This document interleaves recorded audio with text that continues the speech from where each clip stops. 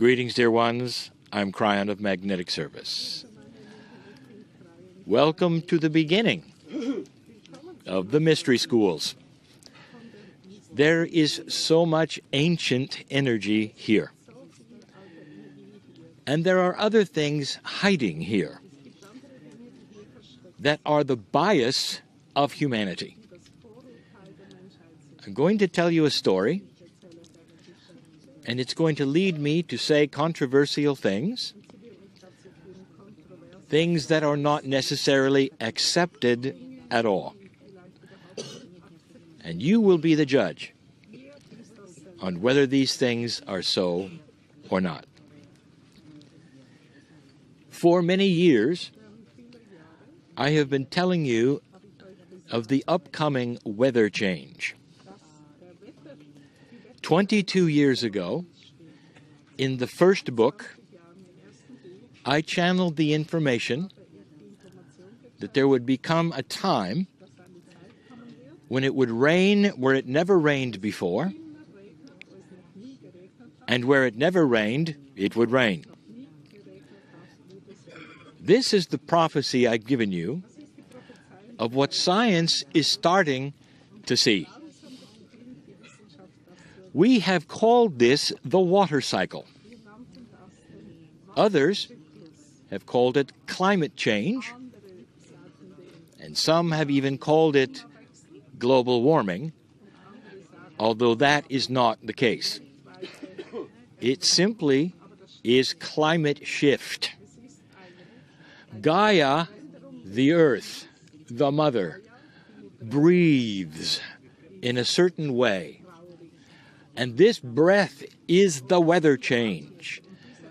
It must do it in order to balance itself, but it does it so slowly that sometimes there are no records.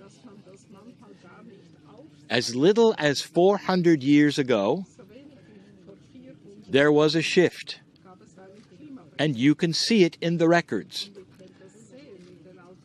Every 400 to 500 years, there are minor shifts.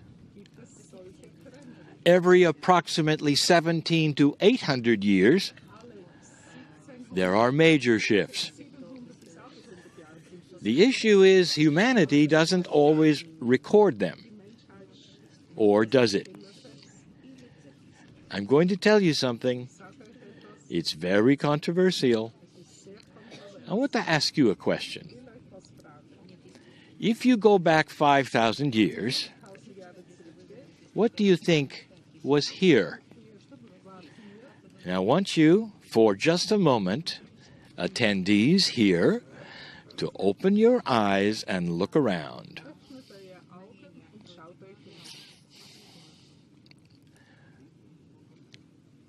Sand. And more sand. Animals that exist in the heat without water. And this, you say, is Egypt. This is controversial, so stand by. Climatologists are beginning to acknowledge these weather shifts.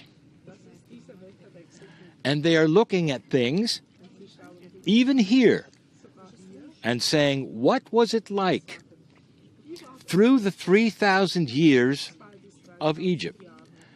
Specifically, what was it like when the pyramids were built?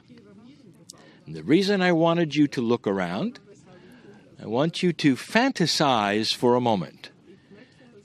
Green rolling hills of grass and a lot of water.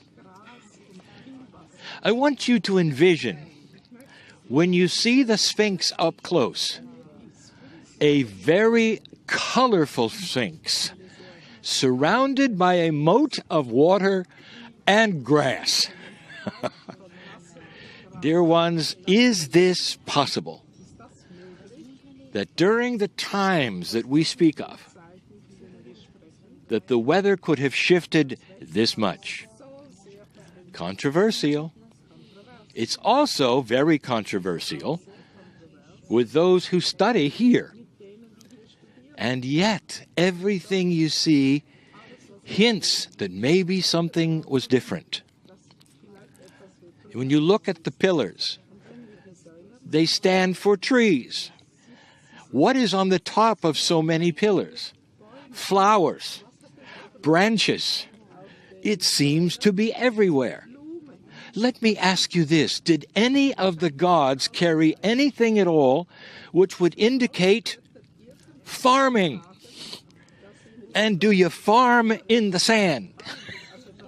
It's true that along the Nile there were these things. But what if Egypt blossomed during these times? It is something for you to think of. Egyptologists change history when they make discoveries. They can only tell the true age of something by the stories. What they find are the stories of the ancients as they lived, as the gods as they died. And around those, there's a depiction that lets them date the things they find. Some discoveries are yet to be found, which will make the Sphinx far older than they think. This is coming, and you will see.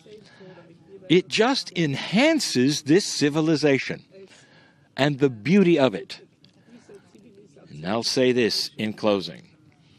If you have enough water and dirt, dear ones, you can do just about anything. Water was not missing during the constructions that you see in this area. It was abundant. Think of these things, controversial as they may be, and judge for yourself. This is the mystery today. And so it is.